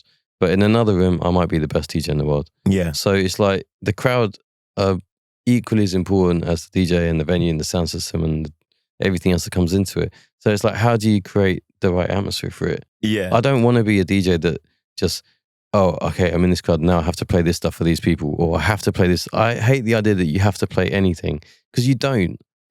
You really don't, because it's like you're like an op to your own events. Like, no, but I'm like joking, I've got a pool of music, right? And Yeah. some of it's mad cheesy, and some of it's cool as shit, and some of it's mad everything's known, in and some between. of it's mad unknown. Yeah. But you know, you can still move. Like there are like, But also there are tracks in each pool. from my huge pool of music, Yeah, I can find stuff that you're gonna love. I'm gonna find known songs. If you like really cheesy shit music, or not shit, but just like really basic music, right? Yeah.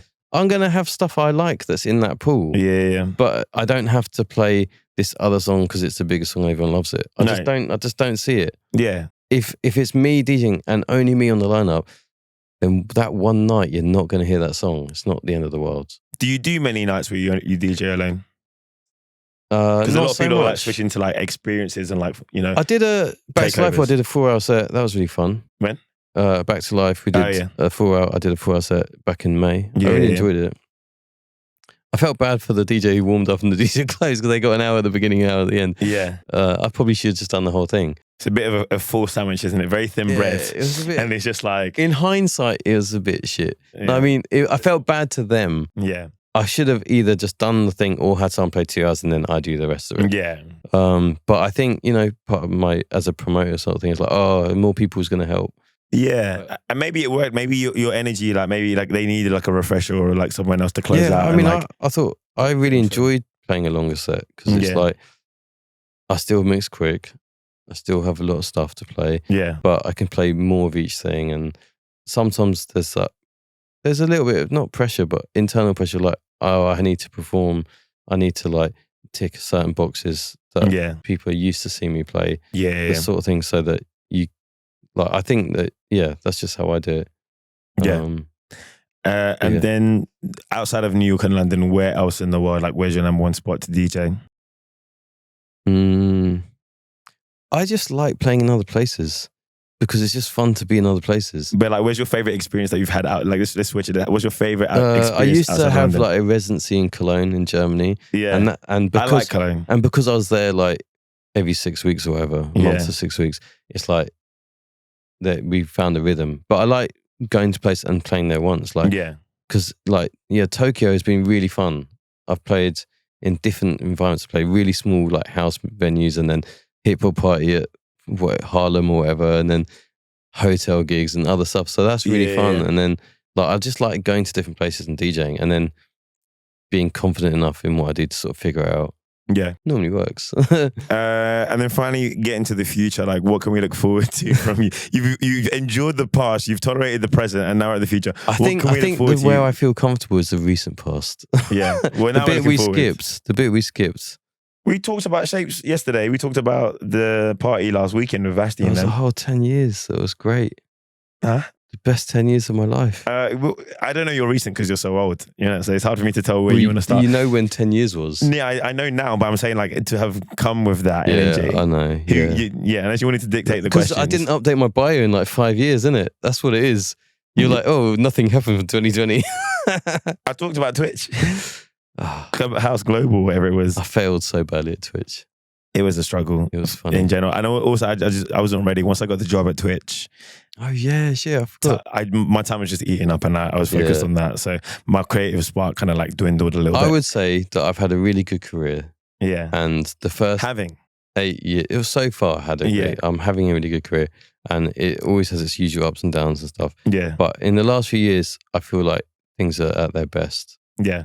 Like, because I feel freer, I feel more like I get to do things I want.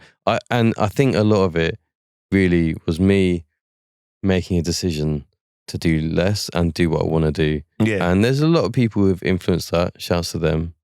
But it's like making the decision to just do what you want to do is like by far the best thing. And then it sort of works itself out. And learning to enjoy it as well, because you talk about perspective, right? In terms of like choosing whether you could be better or whether to actually just like be like, that's what it is. Yeah, or just looking what's meant like, for me will come my way. You do a gig and you're like, do I enjoy this? Do I want to do this? Would I do this again? Yeah. And sometimes you're like, oh, I need the money. But then it's like, just let go of that.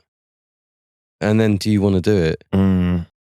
And then it's really simple. Exactly. And it's like the money thing is really interesting, because like I remember there's a few months a few years ago before pandemic, and I was like struggling for rent and what, and like randomly every month at the end of the month I got offered a gig that was like anything from $1,000 to $2,000 to $3,000, and it just bailed me out. And I was like, oh. And then I started looking at it like I'll do weddings. I don't do that many, but when you do, they're good money. Yeah. One wedding is worth way more than a monthly gig in a small bar, or even a weekly, like on a year round. Yeah, even some weeklies. Yeah. So it's like, if I just don't do that weekly gig that I don't enjoy, but I do it because it's a bit of money, I need the money, and I get one wedding or one corporate gig or one premiere party or something, holiday party, and whatever. it also sets you up for future weddings or corporate gigs or it puts you in a different general, world where you are more open to that stuff. You know how to work that stuff and situation, and you're able to go like, and then you buy all this time back. Yeah. And you're like, and then you, for me at least, I enjoy DJing way more. Yeah. I really love it. It's amazing. It's so much fun. Yeah. But it's fun when I'm in the right places, and it's fun when I'm doing what I want to do or how I want to do it. I then take more risks. I try different things. And obviously you get a bit of a following and people come and see you, so there's more trust in you. Yeah. And then the whole thing's way more fun. And I'm not like, oh, I had to play this shit record and whatever. Like, no, it's way better. And then if I'm at the wrong place one night, I still just do the thing I want to do. Yeah. And if they don't like it, they don't like it. Exactly. I know I'm not going to go back. They know they're not going to book me back. I say no to so many gigs. Yeah. And it's not, I could do with the money, but it's just like, for my mental health, it's way better. Yeah. So yeah, do what you want. So the future, what can we expect for like? More of that. Yeah. Do what I want. Okay. Anything else that you could tell us about, or any parties you want to promote, or next shapes? Keep it moving. Yeah, I mean, that's a fun party. It's not doing great numbers, but it's like really fun. But Shapes is great. It's doing so well, man. It's like, it's beyond my expectations. Yeah. Like, we keep trying to little things, do bigger things, being more ambitious, taking risks, and you know, most of the time it works out, and when it doesn't, it doesn't. Yeah. And it's like, fine. But yeah, pretty much all of them have done really well, and it's, I think there's like that slight anxiety in the back of your head, like, oh, it could just stop at one point, even no one's going to come. But yeah, maybe. But actually, just really enjoying it. It's just fun to do it. Yeah. And it's like watching it grow and like really trying to like, I see the world in a certain way. I want people to be great. I want people to support each other. So how can I do that? So even like, it's been really cool having a lot of the UK DJs come to New York. It's really cool having some of the New York people come out here. Yeah. And it's inspiring for them. And it's like not trying to be this like old dude, but like you can help these DJs get better. Yeah, pay like, we all sort of, they're doing this wrong, they're doing that. There's loads of people want to do it in a different way, or an old school way, or a different, or my way, or whatever. And it's like, you just need to sort of meet the right people and talk to them and help them and like give people opportunities. Yeah. Like, how do you create the best thing? How do you put people in a better place? Like, and then how does that help me? Like, I need to learn to like get more help, because I do everything myself and it stresses me out and I get stressed. And and it's like, because I don't love promoting and designing flyers and this sort of thing. But it's like trying to, so yeah, for me, it's like trying to work on reducing my stress more. I'm not like mad stressed, but like I can get stressed. Yeah. And then life does be stressful. And just continuing to like do things I want to do and create better opportunities. It's basically it. There's no grand plan. We've got some big parties coming up. Yeah. Labor Day party in New York and the year party were great. We've got a few big things. 10 years of BackToLife this year. Wow. I was like really unsure because like Mel's not part of it anymore. Alex is not part of it. Paulie's not really doing it. So it's just me doing it. Yeah. But then even like, I ran into Paulie at Heathrow randomly and we ended up chatting for an hour and it was just really cool and inspiring. And now I want to do the party and I'm like, cool. Is he joining you or is he like, you got this? He's like, you got this, but he's been really supportive. Yeah. Like, and like, it's really cool. Like, I've seen him a few times in the last few months. I hadn't seen him for like a year or so before that. Yeah. And it's been really nice. It's been really cool. Dope. Where can people find you on the internet? posting your on the content and internet, trying man. to push On the your internet. reels? It sounds by Khalil. That's like everything now. Yeah. Soundsbykhalil.com, Instagram. Yeah. So what else am I on? I don't know. TikTok? Are you? Oh, I am on TikTok. Yeah, I'm not good at it. I feel like I'm just too old for it. If you're posting stuff on Instagram, you should be posting it on TikTok. Yeah, so I thought I could just is post it on Instagram and then download it and post it again, but you can't. It has this big Instagram thing on it. They're very like platform agnostic. They don't want you like so like you even gotta, on like, TikTok make it you have to somewhere else. post. You have to post the reel to be able to save it. Like post the TikTok to be able to save it. Really? Yeah, to save it without the watermark. You can download it with the watermark, but to get rid of it, yeah. If you make it in TikTok. So you can post it and then download it? Yeah. Okay, so I should make So you should do the other way around actually. Yeah. Or use CapCut, bro. CapCut's sick. Because that's also a TikTok product. Okay, thanks. But yeah, not that I'm a TikTok shit right now. Yeah, you are. Maybe. You know everything. I'm leaving there. Anyway, I need more followers. Really and truly, like, I've never really shared that much like content and videos and shit. Yeah. But I realised that, and I've been told that there's gigs I've been pitched for, and you know, people I know and stuff, and I've not got the work, and a lot of it does count to followers on Instagram and not having content. The clips to show, people ask me, they're like, "Oh, I'm pitching you for this. Is there any video clips you can show me?" And I'm like, "Oh, here's a boiler from 10 years ago." Oh, I used to be young. That pixel's me. The dot that's moving is my face. 480p. So I was like, okay, cool. And then, you know, I thought for the prize it'd be good to get a camera in it. And I enjoy it, man. It's really fun, actually. So was yesterday filmed as well? Yeah, but really badly. Like, there's a camera set up. It wasn't set up in a very good position. What camera is it? It's like an action. Nah, GoPro. It's a DJI Action 5. Right. Okay. It's really cool. Everyone was like, don't get the 360 because of low light, but now they've got a new one. The new one, the 5, X5. So I was thinking about it, but then it's like, how long does that take to edit? They now have an AI thing where it will like, I'll show you after, like it will pick the best. Yeah, I've got the X4, but like the app works that way. So yeah, let me see it. So I might get one. I don't know. Depends on if you need but it. It's but fun. yeah. It's actually. I'll be honest. I was not really into it, and I was kind of doing it as a bit of a joke. But I quite like it. It's quite fun. And it is like, you know, I'm like everyone else. You get that little dopamine hit because everyone's like, "Oh, this is great." I did something good. Like, it's been great to see, like, you know, our homies with like Complexion. You know, like his set go viral because of, you know, like that clip and stuff as well. Like, Jazz Cafe. Yeah, the Kendrick flip. Crazy. But yeah, like it's good. How was your experience recording your first podcast? Sweaty. Yeah. Bro, I'm so sweaty. Yeah, it's been a challenge. It's really hot. I haven't moved. Yeah. Because I'm just like, I don't want water to gush out everywhere. Yeah. My ice melted hours ago. It melted before we even started recording. But yeah, it's been a pleasure, bro. Thank you so much for your time. Thanks for having me. And yeah. No, it's been really cool. Thank you. We should definitely do this again in cooler conditions. Yeah, for sure. Hopefully they'll have the AC fixed or we'll find and somewhere else. And like, if put it on camera, so we have to do it. We have to do this again. Yeah. But let's do it where we just talk about stuff. Yeah. And we don't have to talk about history. But now you're basically just going to become the co-host of my podcast and I'll need you to be on the podcast every time. No, it will just be a conversation. Let's just have a conversation. Let's have some topics to talk about that are not me. Or some of it can be me and some of it can be you. Let's end like bonus content. Yeah. There you go. No, we should totally do this next time as well. But yeah, it's been a pleasure, bro. Can we do it? Yeah, I'm down. I'm here in October. Yeah, for sure. I put you down for, I had the date that you were here from like months ago. So like I'm used to like. Yeah. So yeah. You did chase That's quite me cool though. Huh? I chased you a lot. Chase me quite a lot. Yeah. That's cool though, because I wouldn't expect to have someone on again so quickly. But I think it's a cool idea. It's a bad move, but we should. Yeah. As long as you do the guest mix, I'm down. I'll do the guest mix if you do the second one. We're saying the same thing. Yes. Both yes. Okay. All right. Cool. Find us. I'm Seán Gran on everything. This is also the MP3.WAV on everything. No E at the end. Check out Stay Cool Fam as well. And look out for Khalil's guest mix and second appearance to come soon. Oh, yeah.